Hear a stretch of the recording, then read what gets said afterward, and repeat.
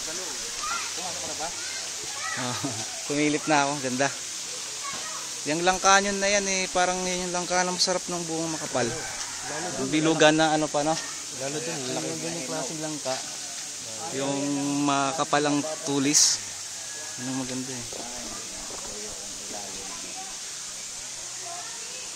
Para yung mga kuwan eh, pumupunta ng Kubling Kalikasan, mga iba naman. Meron din doon.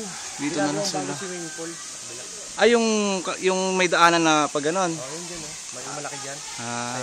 Ay, sa susunod na taon pa yun. Papakita ko sa mga kapitbahay to.